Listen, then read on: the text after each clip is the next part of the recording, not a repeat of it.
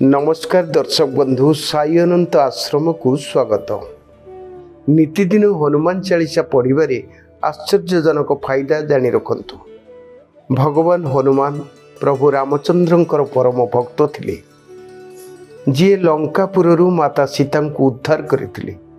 निज लांजर निआरे से सारा लंका को अग्नि रे भस्मीभूत करते।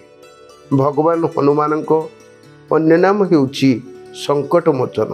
प्रभु हनुमान निज भक्त मानक उपरे सबुबले कृपा रखि थांती। हनुमान साहाय्य रे तुलसीदास भगवान राम को दर्शन पाइथिले। कुहा जाय थाए जे जेउठी प्रभु राम को पूजा होई थाए सेठारे हनुमान केउ भी रूप रे उपस्थित थांती, कारण हनुमान हेउछंती रामचंद्रंकर परम भक्त। भगवान हनुमान को प्रसन्न करने तुलसीदास हनुमान चालीसा लिखिथिले। एही चालीसार नियमित पाठ बहुत सरल और सहज अटे। हनुमान चालीसा रे हनुमान अष्टसिद्धिर दाता बोली कहा जाइछि। जो व्यक्ति प्रतिदिन हनुमान चालीसा पाठ करे भूत पिशाच ता पाखक आसीपारे नहीं। जो व्यक्ति प्रतिदिन हनुमान चालीसा पाठ करे ता मनोबल बहुत बढ़ी जाए।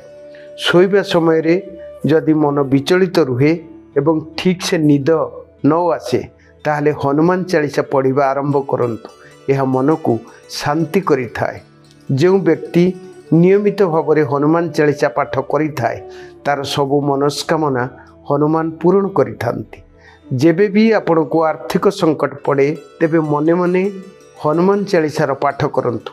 किछि दिन मध्यरे आपण को असुविधा दूर हो जिवो।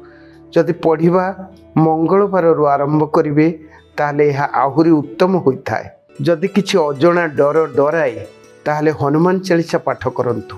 जदि प्रतिदिन हनुमान चालीसा त्रिसंध्या माध्यम रे पाठ करंती, अर्थात सकाळे मध्याह्न संध्यारे प्रत्येह 3 थर पाठ करेंगे, नचेत जेकोसी गोटे समय रे 11 थर पाठ करेंगे, ताले आपण जीवन रे कौनसी भी असुविधा आसीबो नाही।